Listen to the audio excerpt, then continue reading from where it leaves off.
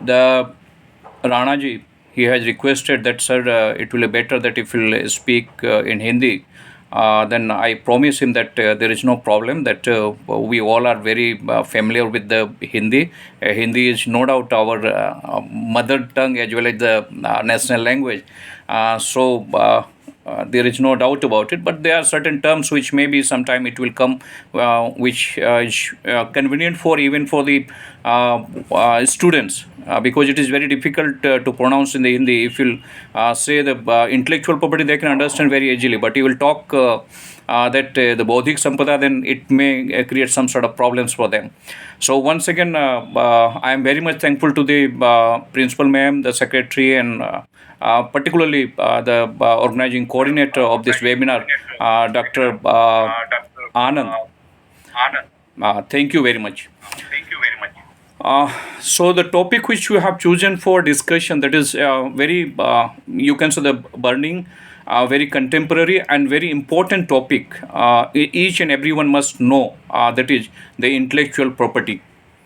मैं पुनः एक बार आपका आभार व्यक्त करता हूं कि आपने मुझे यहाँ बुलाया, और इस विषय पर, जो बहुत ही ज्वलंत विषय जिसको आप कह सकते हैं, यह बहुत ही समसामयिक विषय है, आपने इसको चुना, इसके लिए मैं आप सभी को साधुवाद देता हूं, और आपने मुझे आमंत्रित किया, इसके लिए मैं आपका आभार व्यक्त करता हूं। सर्वप्रथम मैं, जैसा कि आनंद जी और राणा जी कह रहे थे कि ये बौद्धिक संपदा है क्या, हम लोग संपत्ति को दो तरह से डिवाइड कर सकते हैं। एक तो टेंजिबल प्रॉपर्टी और दूसरे इंटेंजिबल प्रॉपर्टी। जब टेंजिबल प्रॉपर्टी की हम लोग बात करते हैं तो लॉ में उसको डिफाइन किया गया है कि वह प्रॉपर्टी जिसको आप छू सकते हैं, और इंटेंजिबल प्रॉपर्टी जब हम बात करते हैं जिसको हम छू नहीं कर सकते हैं, but you can realise it. So ऐसे ही संपत्ति जो है वो बौद्धिक संपदा के श्रेणी में आता है, और वो जो बौद्धिक संपदा जो है वो intellectual, is very important term which has been used, the intellectual property. लेकिन हम लोग इसको प्रॉपर्टी क्यों कहते हैं, प्रॉपर्टी की संज्ञा इसको हमने क्यों दिया, अपने जो इंटेलेक्ट, जो क्रिएटिविटी है, उसको हमने प्रॉपर्टी क्यों कहा?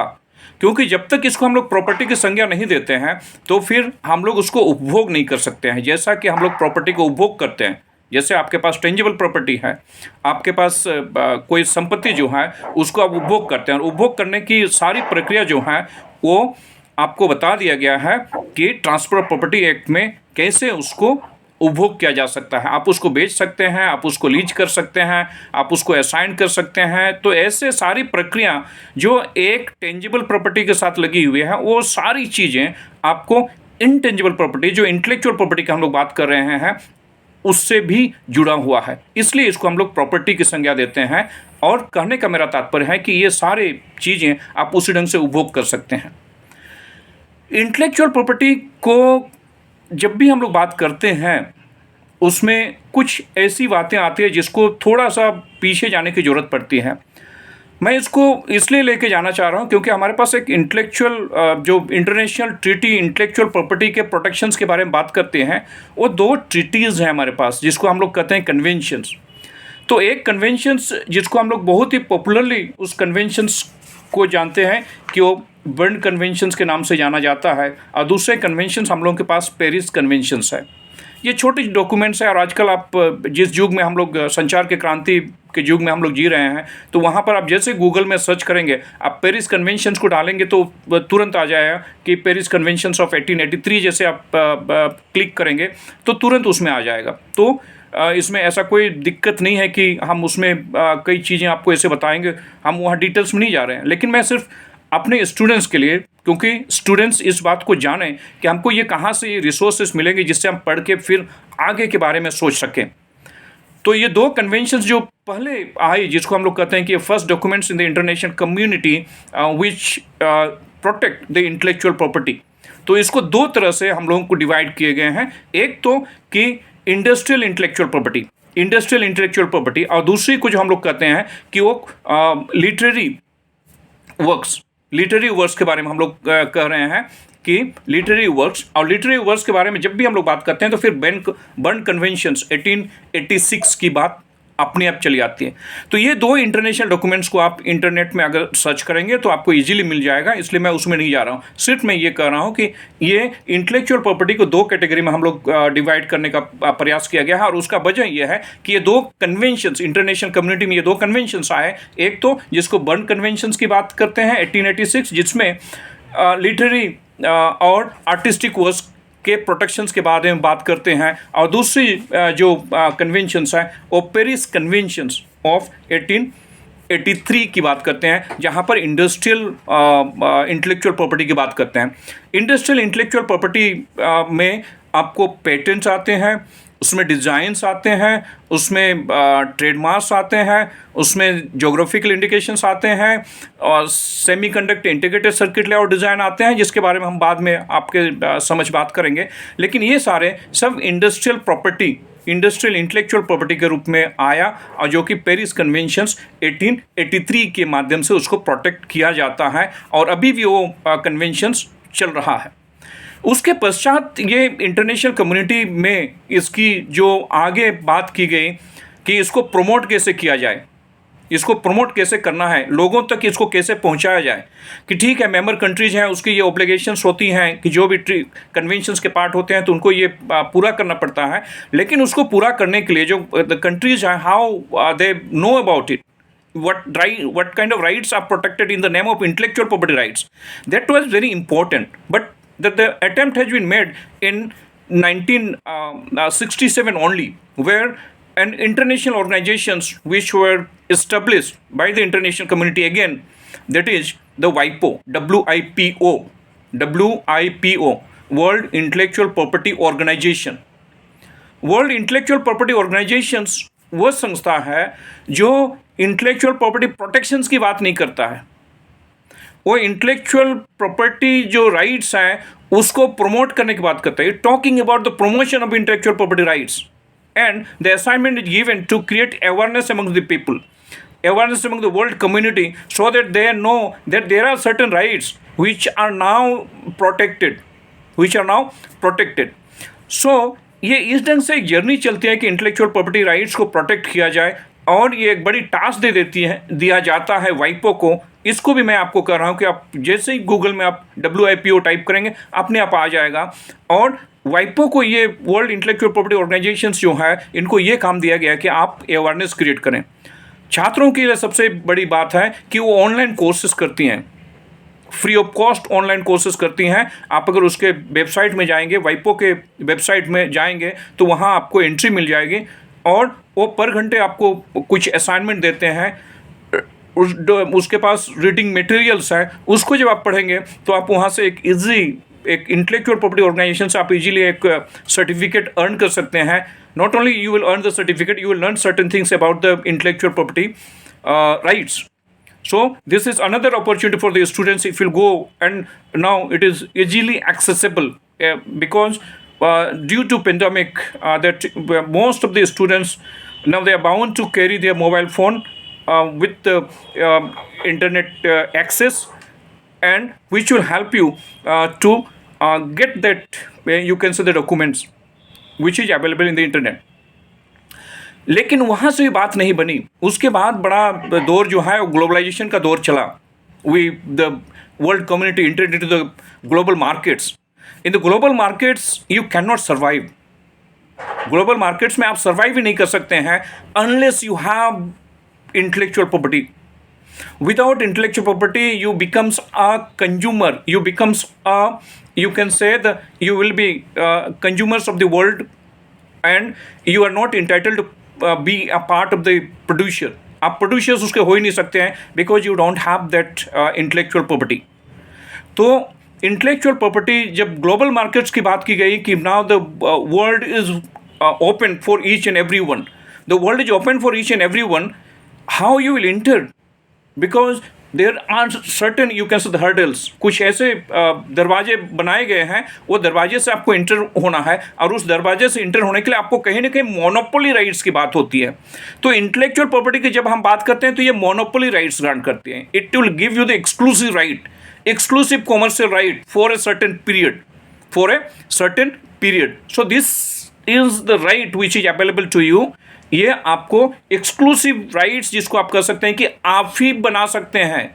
If you have invented then you are only the sole producer of that. If you are not in a position to meet out the demands of the people, then you can assign your property, you can take the help of others. Even if you are not in a position, then the government will do certain acts, and that we are calling, that is the compulsory license will be granted because it is required, it is need of the community. तो ऐसे व्यवस्था, जब global market की जब बात करते हैं तो ग्लोबलाइजेशन की बात होती है, और उस ग्लोबलाइजेशन मार्केट को रेगुलेट करने के लिए हम लोगों की एक जर्नी जो है वो द्वितीय विश्व युद्ध के बाद एक जर्नी शुरू होती है कि अंतर्राष्ट्रीय व्यापार को कैसे किया जाए. तब आप जानते हैं कि एक हमारे पास संस्था हुआ करते थे, और वो थी जनरल एग्रीमेंट गेट, जिसको आप कहते हैं कि general agreements on trade and tariff. उसी के माध्यम से ये रेगुलेट होता था, और ये लंबा जर्नी चलता है 1948 ऑनवर्ड्स. और हम लोग एक ऐसे समय पर पहुंचते हैं 1994 में, जहां पर हम लोग एक नए एग्रीमेंट बनाते हैं और एक नए इंस्टीट्यूशंस पाते हैं, जिसको हम लोग कहते हैं कि World Trade Organization, WTO, World Trade Organization. World Trade Organizations में उसके एनेक्शंस में एक पार्ट ये भी रख दिया गया, और दैट इज जिसको आप कहते हैं कि आप तीसरी डॉक्यूमेंट्स या चौथी डॉक्यूमेंट्स जिसको आप कह रहे हैं कि आपको इंटेलेक्चुअल प्रॉपर्टी राइट्स को जानने के लिए आपको पढ़ने की ज़रूरत पड़ेगी, वो है trips agreement, TRIPS, trade related aspects of intellectual property rights. और ये WTO के एनेक्शंस में है. आप जानते हैं कि ये 1 जनवरी 1995 को WTO एग्जिस्टेंस में आया, और उसके बाद अब जब भी हम लोग अंतर्राष्ट्रीय व्यापार के बनाए रखने के लिए, या उसके कैसे रेगुलेट किया जाए, उसको कैसे नियंत्रण किया जाए, या अगर कोई विवाद होती है तो उसका कैसे निष्पादन किया जाए, ये सारी बातें जो हैं WTO में दिए गए हैं. We are very fortunate that India is the founding members of WTO. India उसके फाउंडिंग मेंबर्स हैं, and being a members of the WTO, it is mandatory that every state must protect the intellectual property in their respective countries. ये mandates हैं, जो भी WTO के member Nations हैं उसके लिए ये मैंडेटरी कार्ड दे दिया गया कि वो इंटेलेक्चुअल प्रॉपर्टी को अपने देश में संरक्षित करेंगे, और उसके लिए किस ढंग से संरक्षित होगा उसमें ट्रिप्स में ये प्रावधान बना दिए गए कि कौन कौन से इंटेलेक्चुअल प्रॉपर्टी हैं और जिनको ये प्रोटेक्ट करना है, रेस्पेक्टिव कंट्रीज को अपने देश में प्रोटेक्ट करना है. They have to protect in their respective countries. It is mandatory because we are the part of that. हम उस कन्वेंशंस के पार्टी हैं, WTO के हम मेंबर्स हैं. द WTO मेंबर्स को ये मैंडेट करती है. It is mandatory for them. They have to respect, they have to protect the intellectual property rights organizations in their respective countries. इसके अनुरूप जो ट्रिप्स एग्रीमेंट है उसके अनुरूप हम लोगों को कई सारे अधिनियम बाद में अमेंड करने पड़े.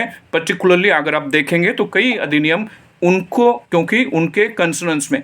लेकिन ट्रिप्स एग्रीमेंट ये भी छूट देती है कि आप स्यू जनरस मेथड एडॉप्ट कर सकते हैं, कि आप अपने कंट्री में जिस ढंग की हैं परिस्थिति है उसके आधार से अनुरूप करके एक स्पेसिफिक लेजिस्लेशंस बना के जो आपके लिए अप्रोप्रिएट हो, जिसको हम लोग कहते हैं कि स्यू जनरस मेथड्स आप एडॉप्ट करके इंटेलेक्चुअल प्रॉपर्टी को प्रोटेक्ट कर सकते हैं.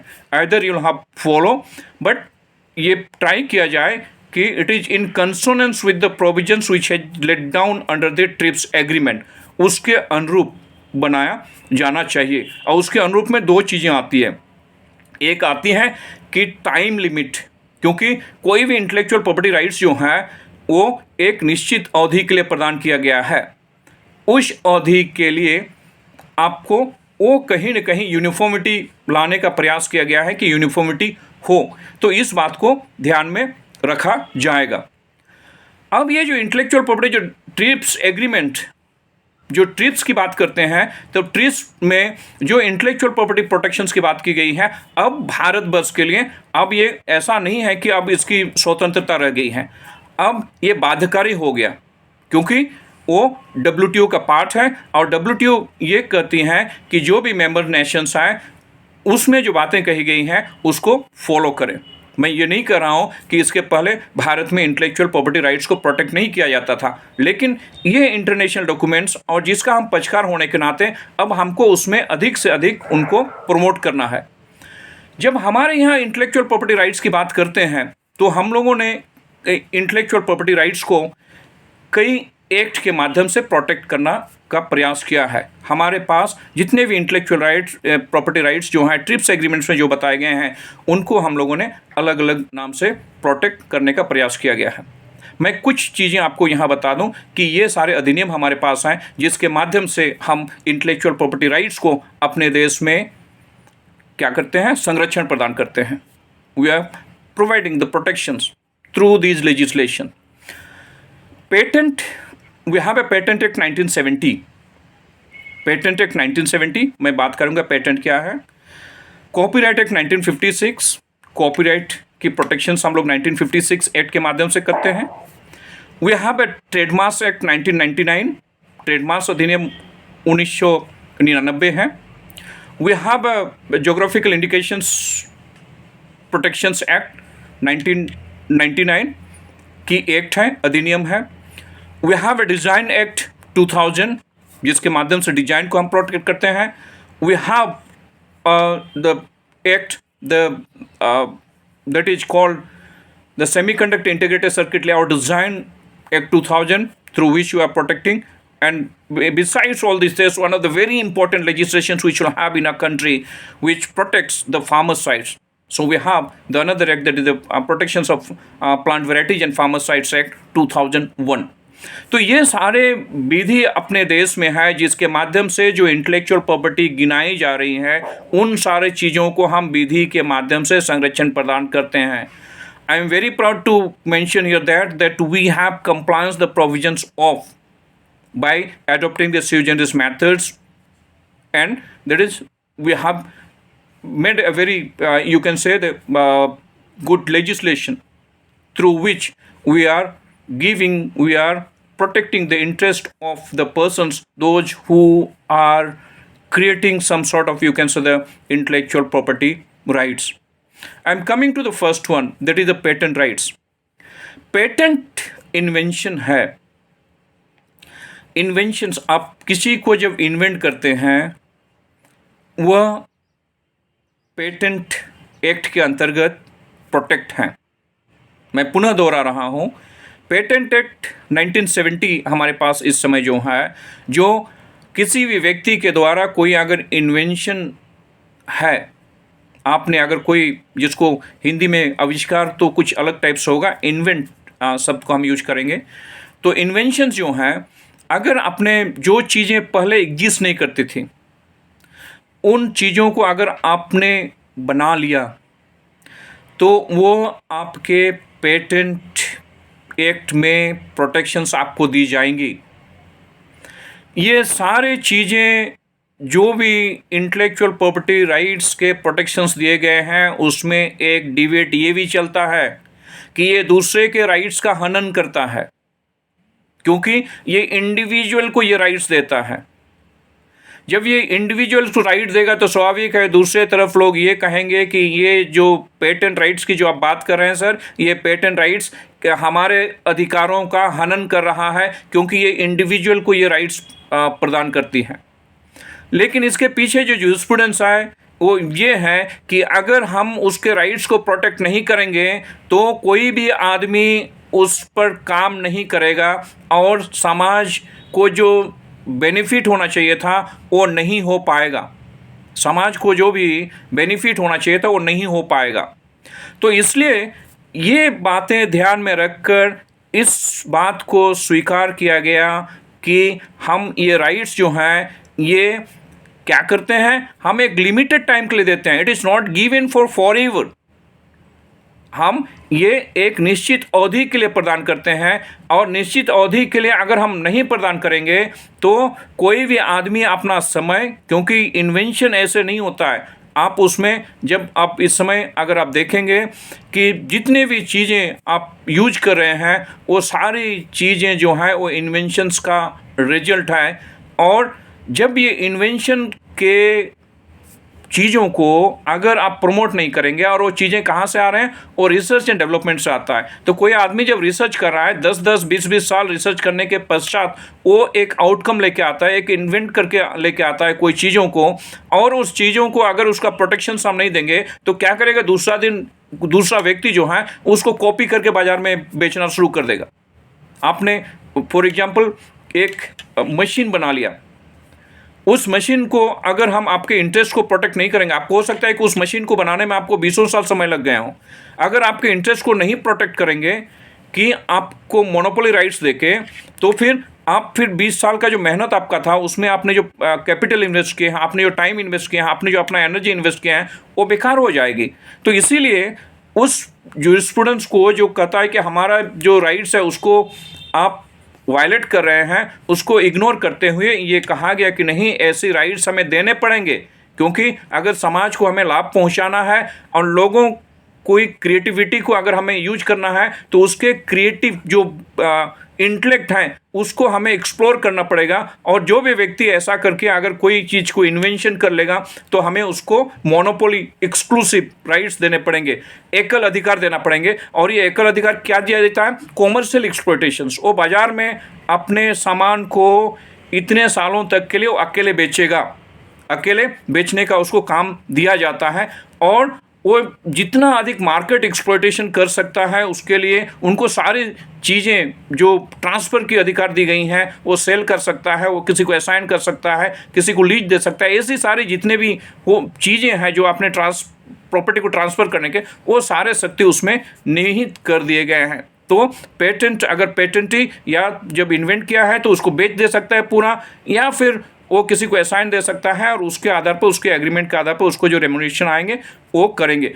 तो पेटेंट की जो संरक्षण इस समय जो ग्लोबली दिया गया है, वो ट्रिप्स एग्रीमेंट के तहत हम लोगों ने भी इसको 2005 में अमेंड करके क्या कर दिया, हम लोगों ने भी इसमें 20 ईयर्स कर दिए। पहले 7 साल था, फिर 12 साल में आए, फिर 14 साल किए। लेकिन अब जो पेटेंट राइट्स अपने देश में है 1970 पेटेंट एक्ट में, हम लोगों ने भी उसको क्या कर दिया, उसको 20 ईयर्स के लिए दे दिया है।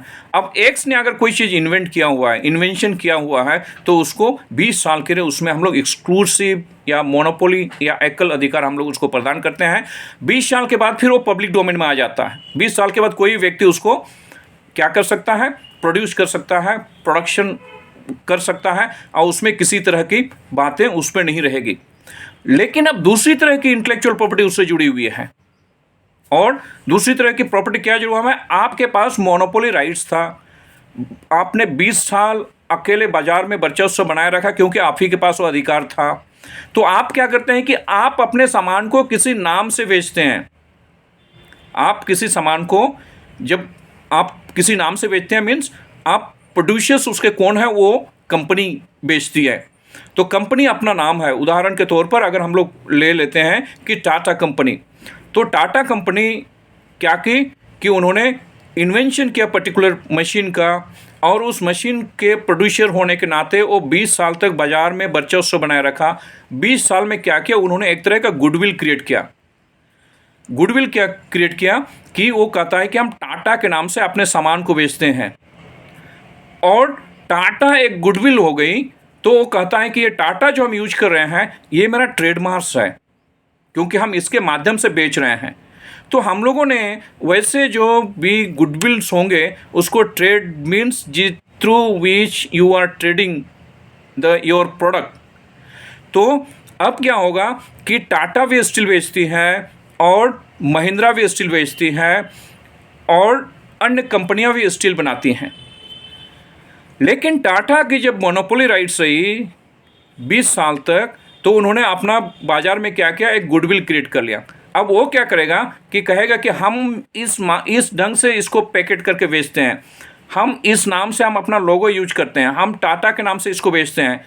दूसरे व्यक्ति को क्या करेंगे, पहले तो जब मेरे पास पेटेंट थी उस स्पेसिफिक प्रोडक्ट के लिए, तब तो हम वो प्रोडक्ट बनाने ही नहीं देते थे। लेकिन अब 20 साल हो गया है, तो क्या हो गया, अब तो वो जाएगा पब्लिक डोमेन में, तो बी बनाएगा। अब जब बी बनाने लगेगा तो हम बी को मना नहीं कर सकते हैं। तो हम वहाँ अपना इंटरेस्ट को कैसे प्रोटेक्ट करेंगे, तब दूसरी इंटेलेक्चुअल प्रॉपर्टी वहाँ पर आती है, which help you to protect your goodwill which you have created in the market, and that is your name. So Tata के नाम से आप बेचते थे, अब टाटा के नाम से दूसरा कोई व्यक्ति उस सामान को नहीं बेच सकता है, वो अपने नाम से बेचेगा। तो बी अपने नाम से बेचेगा, टाटा अपने नाम से करेगा, और 20 साल में जो आपने गुडविल बनाया हुआ है, तो that protects your interest. So the another intellectual property rights which involve in the marketing, that is the trademarks. So trademarks अधिनियम है जहाँ पर आप जो सामान आप बाजार में बेच रहे हैं वो एक पर्टिकुलर ट्रेड के नाम से आप बेचेंगे, एक सिंबल यूज करेंगे, एक पर्टिकुलर पैकेज यूज करेंगे, तो उसकी प्रोटेक्शंस दी जाती हैं जो इंटेलेक्चुअल प्रॉपर्टी की श्रेणी में आती है, क्योंकि वहाँ भी आपके इंटेलेक्चुअल इन्वॉल्व है, भले उसमें बहुत अधिक नहीं हो, but the things are involve. तो आप उसको क्या करेंगे, उसको भी प्रोटेक्शन चाह रहे हैं, तो उसको भी इंटेलेक्चुअल प्रॉपर्टी के माध्यम से प्रोटेक्ट कर दिया गया। और वो क्या प्रोटेक्ट कर रहे हैं, हम लोग गुडविल को प्रोटेक्ट कर रहे हैं। तो जब गुडविल को प्रोटेक्ट कर रहे हैं तो क्या हो गया कि अब बी जो है उस सामान को अपने नाम से बेचेगा, और बी क्या है, उसका मार्केट में अभी गुडविल नहीं है, वो मार्केट में गुडविल नहीं है, और आपकी गुडविल बनी हुई है क्योंकि लोग आपको जानते हैं कि आपकी क्वालिटी अच्छी है, आपने इतने साल तक सर्वाइव किया हुआ है। इसलिए आप जैसे दुकान में किसी में जाएंगे तो वो लिखते हैं आजकल कि इतने सालों से हम इसकी व्यवसाय कर रहे हैं, इतने सालों से ये अधिकार आपको हम प्रदान कर रहे हैं। तो ये चीज़ें ट्रेडमार्क्स में आपको संरक्षण मिलती है। अब इसमें तीसरी जो है, कुछ ऐसी प्रोडक्ट हैं वो मैन्युफैक्चरिंग प्रोडक्ट हो सकती हैं या एग्रीकल्चर प्रोडक्ट हो सकता है, लेकिन उसकी एक अपनी क्वालिटी है, वो कुछ कम्युनिटी ही बनाती है, उसमें कुछ लोग इन्वॉल्व हैं, तो वो कहते हैं कि ऐसी चीज़ों की भी प्रोटेक्शन होनी चाहिए। तो ये तीसरी अधिनियम यहाँ पर आता है कि ऐसा प्रोडक्ट है जो कि कई लोग उसमें इन्वॉल्व हैं, तो क्या इसको प्रोटेक्ट किया जाए, क्योंकि उसकी अपनी जो कहते हैं कि क्वालिटी या तो एम्बेडेड है, और वैसे राइट्स को जो कि अपने आप में ख्याति प्राप्त किया हुआ है, क्या उसको भी प्रोटेक्ट किया जाए। तो यहाँ पर ये कहा गया कि हाँ, उसको भी प्रोटेक्ट किया जाएगा। और तीसरी तरह की जो इंटेलेक्चुअल प्रॉपर्टी हम लोगों के सामने आती है, वो कहता है कि कोई अगर खास किस्म की कोई वस्तु है जिसकी अपनी क्वालिटी है, और या किसी व्यक्ति के ऐसा प्रोसेस का इस्तेमाल किया हुआ है जो अन्य सेम कैटेगरी के जो प्रोडक्ट हैं उससे अगर अपने को विन करता है, तो क्या इसको आप प्रोटेक्ट किया जाए। तब ये कहा गया कि हाँ, वैसे चीज़ों का भी प्रोटेक्शन दिया जाएगा, और उसको हम लोग प्रोटेक्ट करते हैं ज्योग्राफिकल इंडिकेशंस एक्ट के तहत। ज्योग्राफिकल इंडिकेशंस एक्ट के तहत उसको हम लोग प्रोटेक्ट करते हैं। और ये दोनों में फ़र्क है कि ज्योग्राफिकल इंडिकेशंस भी गुडविल की बात करते हैं क्योंकि उसकी गुडविल बनाई हुई है, और ट्रेडमार्क्स कहता है कि वो भी गुडविल बनाया हुआ है। तो ये समानांतर कभी कभी चलता है कि अगर कोई ऐसा प्रोडक्ट अगर उससे जुड़ा हुआ है, मान लीजिए कि एग्रीकल्चर प्रोडक्ट की हम बात करते हैं, हम चाय को लेते हैं, तो चाय अगर आप दार्जिलिंग टी की बात करेंगे या असम टी की बात करेंगे, या चाय अन्य कोनों में भी किसी दूसरे जगह भी मिलता होगा, प्रोडक्ट किया जाता होगा, लेकिन असम की अपनी ख्याति है, और उस ख्याति में क्या है कि वो जोग्राफिकली दिया हुआ है।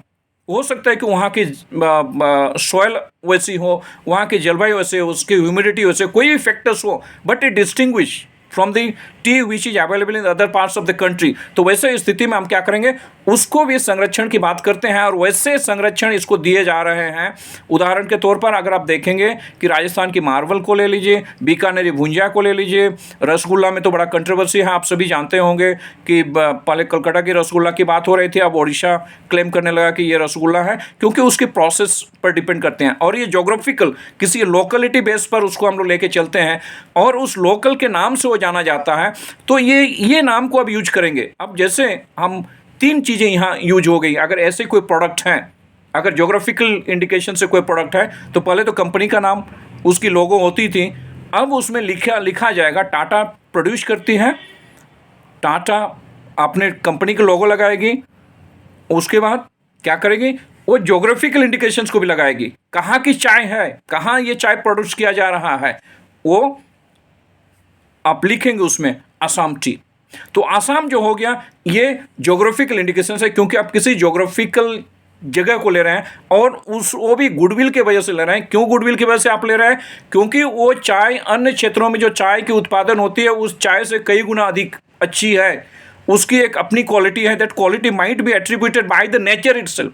भले वो प्रकृति के द्वारा प्रदान किया गया हो, लेकिन हम उसका प्रोटेक्शन इसलिए चाहते हैं क्योंकि हमें उसको संरक्षण देना है, क्योंकि हमारी आजीविका उसी पर निर्भर है। आप बाजार में जाते होंगे तो लोग कहेंगे कि ये कहाँ से एप्पल आया है भाई, ये सेब कहाँ का है, तो कह देगा कि कश्मीर से आया है, क्योंकि कश्मीर के एप्पल जो है उसकी अपनी क्वालिटी है, भले वो लोकल कहीं पैदा की जा रही हो। तो उस चीज़ों के प्रोटेक्शंस भी ज्योग्राफिकल जो इंटेलेक्चुअल प्रॉपर्टी है उसमें प्रदान किया गया है, और उसको प्रोटेक्ट हम लोग करते हैं ज्योग्राफिकल इंडिकेशंस एक्ट के माध्यम से, जो 1999 में आया। इसके पहले ज्योग्राफिकल इंडिकेशंस अपने देश में नहीं दिया जाता था, इसलिए मैंने आपको कहा कि ट्रिप्स एग्रीमेंट के पश्चात हमें ये मैंडेटरी हो गया, तो हम लोगों ने ज्योग्राफिकल इंडिकेशंस एक्ट को लेकर आया। मैं दो एक्ट राणा जी, टाइम कितना है राणा सर? अभी समय है सर। Okay, very good. तो जब हम लोग आगे बढ़ते हैं, ओके थैंक यू, जब हम लोग आगे बढ़ते हैं तो हम लोग ये देखते हैं कि हमारे पास ये तीनों चीज़ें, जब आप, एक तो मैंने कहा कि इन्वेंशन था आपका, इन्वेंशंस के बाद आपकी इन्वेंशंस की राइट्स जो हैं वो आपको 20 साल के लिए मोनोपोली दिया गया। 20 साल के बाद अपने को कैसे प्रोटेक्ट करेंगे, तब मैंने आपको कहा कि 20 साल के बाद हम उसको कैसे प्रोटेक्ट करेंगे। 20 साल के बाद हम अपनी जो गुडविल हमने मार्केट में क्रिएट किया उसकी हम प्रोटेक्शंस चाहते हैं, तो उसको भी इंटेलेक्चुअल प्रॉपर्टी के तहत प्रोटेक्ट किया गया, जिसको ट्रेडमार्क्स एक्ट 1999 के द्वारा प्रोटेक्ट किया गया है। उसके पश्चात हम जब देखते हैं कि कुछ ऐसे प्रोडक्ट हैं जो कि जोग्राफिकली जाना जाता है, और वो जोग्राफिकली इसलिए जाना जाता है या तो उसके प्रोसेस, जो मैन्युफैक्चरिंग प्रोसेस है उसमें है, या बाय नेचर इटसेल्फ, वो प्रकृति के द्वारा ही देन है, लेकिन वो उस क्षेत्र के नाम से जाना जाता है, तो उस क्षेत्र का नाम उस प्रोडक्ट के साथ जुड़ा हुआ है, तो क्या ऐसे प्रोटेक्ट किया जाए? तो कहा गया कि हाँ, इसको भी प्रोटेक्शंस देना है, और ज्योग्राफिकल इंडिकेशंस की प्रोटेक्शंस की हम लोग बात कर रहे हैं। ज्योग्राफिकल इंडिकेशंस की जो प्रोटेक्शंस की बात करते हैं, तो उसमें हम लोग उस प्रोडक्ट के साथ क्या करते हैं कि कंपनीज के नाम तो रहेंगे ही, लेकिन उस ज्योग्राफिकल एरियाज के नाम को भी इंडिकेट करते हैं, और हम लिखते हैं कि ये असम टी है, ये दार्जिलिंग टी है, ये बीकानेरी की भुंजिया है, जो भी ये आगरा का पेठा है, ये कोल्हापुरी की चप्पल हैं, जो भी उनके ज्योग्राफिकल इंडिकेशंस जो प्रोटेक्ट हैं। फ़र्क दोनों में इतना है कि ज्योग्राफिकल इंडिकेशंस जो हैं वो कम्युनिटी राइट्स को प्रोटेक्ट करता है। जितने लोग असम का चाय उत्पादन करेंगे वो सारे उसमें इन्वॉल्व हो जाएंगे। लेकिन दूसरी तरफ जब हम ट्रेडमार्क्स की बात करेंगे, तो ट्रेडमार्क्स इंडिविजुअल की इंटरेस्ट को प्रोटेक्ट करता है, इंडिविजुअल की इंटरेस्ट को प्रोटेक्ट करता है। हालांकि अब एक नया कंसेप्ट आ गया है जहां पर कॉमन ट्रेडमार्क की बात करते हैं। 4-5 कंपनी के आप देखें कि वो लोग एक साथ यूज करते हैं, क्योंकि अपनी अपनी गुडविल और ये प्रदर्शित करने का प्रयास करते हैं कि भाई इसकी क्वालिटी भी अच्छी है, क्योंकि हम भी उनके साथ जुड़े हुए हैं।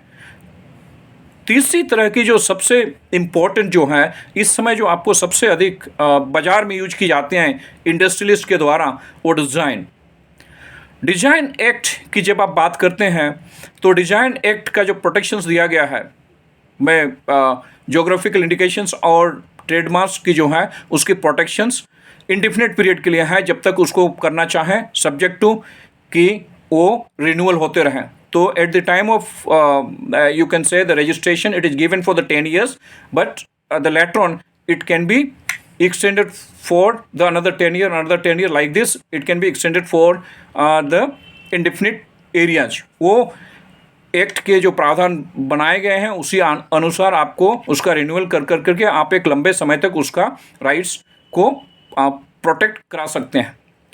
तीसरी जो मैं सबसे इम्पोर्टेंट बात आपके साथ शेयर करना चाह रहा हूँ, जो कि आप डे टू डे आप एज ए कंज्यूमर उसको यूज करते हैं, वो और इंडस्ट्री उसको मैक्सिमम यूज करते हैं, वो है डिज़ाइन।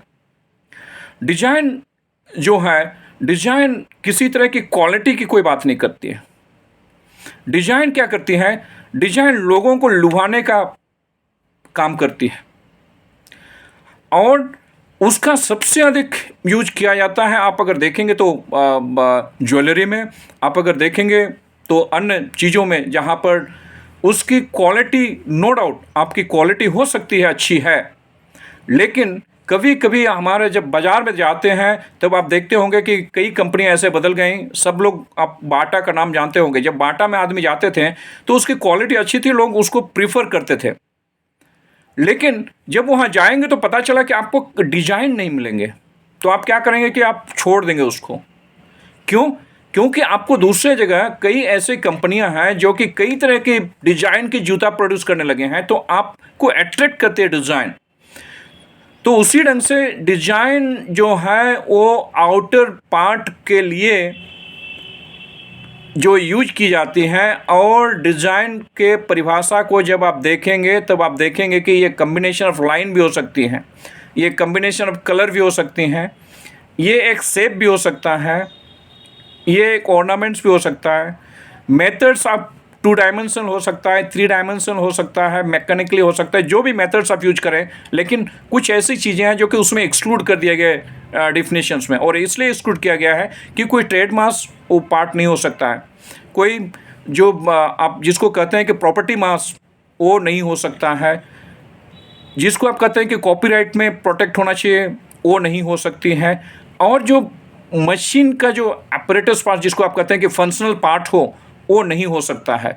क्योंकि वो इसलिए नहीं किया जा सकता है क्योंकि कोई कहेगा कि हमने इसको चक्का हमने इन्वेंट कर दिया है, अब चक्का दूसरे व्यक्ति को हमने ऐसा किया है तो हम उसको नहीं करने देंगे, नहीं। लेकिन आप उसके जब आप कहते हैं कि पहले मोटरसाइकिल में से देखेंगे कि स्पोक हुआ करती थी, 32 ऐसे तार के लंबे लंबे होते थे, अब वो रिप्लेस हो गया कि नई एक डिजाइन आ गए जिसमें आप 3 उसमें लगे हुए हैं, उसी से वो चल रहा है। तो ये डिजाइन लोगों को अट्रैक्ट करती है। अब कोई भी चीज़ जो भी आपने डे टू डे यूज की सामान जो आप लेते हैं, आप टेक्सटाइल में सबसे अधिक डिजाइन का यूज किया जाता है। आप जब कपड़ा खरीदने जाते हैं तब तब तक आप कपड़ा नहीं लेते हैं जब तक उसमें कलर कम्बिनेशंस आपको पसंद नहीं आ जाता है। और कलर कम्बिनेशंस जो अट्रैक्ट आपको करती हैं, भले उसकी क्वालिटी अच्छी नहीं हो, लेकिन आप उसको प्रीफर करेंगे क्योंकि आपको अट्रैक्ट कर रही है। So design is use for the attract the people. और सबसे अधिक बाजार में इस समय इंडस्ट्रियलिस्ट जो भी प्रोड्यूसर्स है, जिसको आप कर सकते हैं मैन्युफैक्चरर है, वो डिजाइन पर फोकस करती है। लेकिन डेली एक एक डिजाइन आती है, और कोई भी जब प्रोप्राइटर ऑफ डिजाइन जो है, वो अगर डिजाइन को क्रिएट किया हुआ है और अप्लाई कर रहा है, तो डिजाइन जो है, मैंने आपको कहा कि अगर आपने एक आर्टिस्टिक वर्क क्रिएट किया हुआ है और उसको टी शर्ट में अप्लाई करना चाह रहे हैं, तो आप क्या कर रहे हैं, आप वो आर्ट वर्क को नहीं बेच रहे हैं, इसलिए वो आर्टिस्टिक में नहीं आएगा, लेकिन आर्ट है उसमें। आप जब किसी गैलरी में जाएंगे, आर्ट एग्जीबिशन में जाएंगे, तो देखेंगे कि आपको कभी समझ में नहीं आता होगा कि ऐसे कुछ कलर छिड़क दिए गए हैं, लेकिन वो आर्टिस्ट कहता है कि ये आर्ट है, और वो समझाने का प्रयास करता है कि नहीं, इसमें रेनबो दिख रहा है, ये दिख रहा है। उसी ढंग से कोई अगर आर्ट क्रिएट की गए, कम्बिनेशन जो कलर हैं उसको आप अगर अप्लाई कर रहे हैं अपने टी शर्ट में, तो आप क्या कर रहे हैं, आप वो आर्ट को नहीं बेच रहे हैं, आप टी शर्ट बेच रहे हैं। तो जो भी चीज़ें जो किसी सामान में अप्लाई करके उस सामान की गुणवत्ता को नहीं, उस सामान की ओर आकर्षित करने की जो गुण उसमें ऐड किया जा रहा है, उसको हम लोग कह रहे हैं कि ये डिजाइन है। वो शेप हो सकता है, आप देखेंगे राणा जी बड़े अच्छे शेप के चश्मा पहने हुए हैं। वो चश्मा को इसलिए वो खरीदा कि वो अट्रैक्ट हुए, पहले तो अट्रैक्ट हुए, अट्रैक्ट होने के बाद उस शेप के चश्मा खरीदे, तो वो उसमें डिजाइन एक्ट में प्रोटेक्टेड है। तो डिजाइन एक्ट जो है टोटल जो प्रोटेक्शन प्रोवाइड करती हैं वो सिर्फ 15 वर्ष के लिए होते हैं। At the time of registration it is granted for the period of 10 years. 10 वर्ष के लिए कोई अगर किसी डिजाइन को अप्लाई कर रहा है तो दूसरा कोई वो अप्लाई नहीं कर सकता है। उस डिजाइन को उस सामान के साथ वो अप्लाई नहीं कर सकता है, अन्य सामान के साथ वो अप्लाई कर सकता है, लेकिन उसके साथ वो अप्लाई नहीं कर सकता है। और 10 साल के बाद वो अगर देखता है कि इसकी कोई हमें ज़रूरत नहीं है, अब इसकी लोगों को आकर्षित करने का उतना माध्यम नहीं रहा, तो कोई ज़रूरत नहीं कि वो फिर वो आगे बढ़ा सकता है। अगर वो बढ़ाना चाहे तो फिर वो 5 साल के लिए फिर उसको मौका दिया जा सकता है। तो इन टोटल जो डिज़ाइन की प्रोटेक्शंस दिया गया है वो 15 वर्षों के लिए दिया गया है। और ये हमारे पास एक डिज़ाइन एक्ट है जो इस समय विद्यमान है, जिसके माध्यम से हम डिज़ाइन को प्रोटेक्ट करते हैं। और हर अधिनियम में आपको एक ये भी बात जानना पड़ेगा कि कब इसको प्रोटेक्ट किया जा सकता है, किन परिस्थितियों में इसको प्रोटेक्ट किया जा सकता है, कब इसको प्रोटेक्ट नहीं किया जा सकता है, उसमें डिस्क्वालिफिकेशंस दिए गए हैं। तो हर क्रिएटर को, हर प्रोप्राइटर को, जो भी जिस रूप में क्लेम करें, हर इन्वेंटर को उसके मानक के अनुसार चलना पड़ेगा। और जब उसमें ये लायक होगा कि हाँ इसको प्रोटेक्शन दिया जाए, तभी आपको प्रोटेक्ट दिया किया जाएगा। और जब आपको प्रोटेक्शंस दे दिया गया तो आपको उस अधिनियम के अंतर्गत जो समय दिया गया है उतने समय तक के लिए आप अपने क्या करेंगे, बाजार में एकल अधिकार बनाए रखेंगे। इंडिविजुअल एक्सप्लॉइटर आप एक्सप्लॉइट कर सकते हैं, आप एकाधिकार आपकी बने रहेगी। जैसे वो पीरियड ख़त्म हो जाएगा फिर वो डिजाइन अगर बहुत इंपॉर्टेंट भी है तो वो पब्लिक डोमेन में जाएंगे, दूसरा कोई व्यक्ति सेम आर्टिकल्स के साथ सेम सामान के साथ उसको इस्तेमाल करेगा, आप उसको रोक नहीं सकते हैं क्योंकि आपकी राइट्स जो है वो 15 वर्ष की थी, आपने 15 वर्ष इस्तेमाल कर लिया है तो दूसरा व्यक्ति उसको टी शर्ट के साथ आप इस्तेमाल करते थे, दूसरी कंपनी भी टी शर्ट बना रहे हैं वो भी इस्तेमाल करेगी, आप उसको मना नहीं कर सकते हैं। लेकिन फिर मैंने आपको कहा कि आप फिर बाजार में कैसे सर्वाइव करेंगे, तब आपकी अपनी ब्रांड है जिसको आप कहते हैं कि ट्रेडमार्क, आप उसके आधार से आप अपनी अगर अच्छी क्वालिटी के साथ अप्लाई किया हुआ है तो you will continue, you will enjoy your rights with the trademarks, but you are not the single persons to enjoy the rights which has been granted under the Design Act 2000, ये खत्म हो जाएंगी। उसके पश्चात मैं एक दूसरी जो सबसे इस समय इम्पोर्टेंट जिसको आप देख रहे हैं वो है the semiconductor integrated circuit layout design act. Semiconductor integrated circuit layout design act ये 2000 की है, जिसमें सेमीकंडक्टर का मतलब ये होता है जो भी आप जितने इलेक्ट्रॉनिक डिवाइस आपके हाथ में है उसके बिना आप उसको इमेजिन ही नहीं कर सकते। You can not imagine and even a very small electronic device can be create without the help of semiconductor integrated circuit layout design. So semiconductor integrated circuit layout design जो है ये प्रोडक्ट क्या है, इसमें product यही है कि वो बैटरीज हैं जिसको आप कहते हैं कि भाई उसमें जो बैटरीज होते हैं वो करंट एक जगह से दूसरे जगह ट्रांसफर करते हैं, उसी के द्वारा आउटपुट होता है। आप किसी भी जब खोलेंगे किसी भी इलेक्ट्रॉनिक डिवाइस को खोलेंगे तो आप देखेंगे कि पीछे तरफ एक लगी हुए हैं जिसमें ये ट्रांजिस्टर्स हैं जिसको आप कह रहे हैं ट्रांजिस्टर्स हैं, वो एक दूसरे से जुड़े हुए हैं एक और उसमें लेआउट बनी हुई है, इसीलिए उसको semiconductor integrated circuit layout design. लेकिन उसके परिभाषा को जब आप देखेंगे तो आप समझेंगे कि it is nothing, it is a combination of transistors and other circuitry elements, but you cannot imagine that any electronic device can be made or prepared without the help of semiconductor integrated circuit layout design. And the semiconductor integrated circuit layout design में सबसे अधिक काम हो रहे हैं और उसी का परिणाम है कि अगर जो मेरे मित्र हैं उन लोगों को थोड़ा बहुत याद होगा कि आप देखिए जब सेल फ़ोन आया, मोबाइल फ़ोन जिसकी आप कह रहे हैं आजकल, जो सेल फ़ोन आया ये जब मोटोरोला ने लेकर आया था तो उसकी साइज़ को आप देखिए और उसका कॉस्ट आप देखिए, उसका कॉस्ट उस समय आप देखिए आप, और वही जो चीज़ें हैं वो आपको आज कितना मिलता है, आपको 1000 रुपया मिल जाता है सेल फ़ोन, जबकि उस समय अब जब आया था तो 10-12 हज़ार रुपये की होती थी, बड़ी साइज़ की होती थी और लोग गिने चुने लोगों के पास हुआ करता थे क्योंकि अफोर्डेबल नहीं थे क्योंकि उसकी बड़ी कॉस्ट थी। दूसरी तरह आप उसी में देखेंगे कि जब कलर टेलीविज़न जो होती थी तो कलर टेलीविज़न को लोग मीन्स एक तरह से उसको समाज में ये प्रतिष्ठा प्रदान किया जाता था कि भाई ये जो कलर टीवी है वो उसके क्या समाज में उसके गरिमा से जुड़ा होता था कि ये बड़ा अमीर आदमी है तभी तो उसके पास कलर टीवी है। आज उसकी देखिए क्या स्थिति हो गई। तो ये इसलिए संभव हो पाया क्योंकि semiconductor integrated circuit layout design में बहुत काम हो रहे हैं, उसके क्रिएटर्स बहुत हैं और उसको नए semiconductor integrated circuit layout design को क्रिएट कर रहे हैं, जिसके वजह से क्या हो रहा है, जिसके वजह से कॉस्ट डाउन हो रहा है और ड्यूरेबल हो रहा है। पहले कि आप टेलीविज़न को देखिए तो टेलीविज़न अगर कलर टेलीविज़न होता है तो आपको घर का एक कोना जगह ले लेता था और उसको एक जगह से दूसरे जगह कैरी करने में बहुत समस्या होती थी। अब एक सिंपल सा आप कहीं भी दीवार में उसको फिक्स कर दे सकते हैं, पता ही नहीं चलेगा कि इतनी बड़ी टीवी आपके घर में चल रही हैं और वो जो कि आप अफोर्डेबल प्राइस जिसको आप कर सकते हैं कम से कम दाम में आपको मिल रहा है। और उसका वजह यह है कि इंटेलेक्चुअल प्रॉपर्टी प्रोटेक्शंस की वजह से हुआ कि semiconductor integrated circuit layout design में जो लोग काम कर रहे हैं उसके इंटरेस्ट को प्रोटेक्ट किया जा रहा है।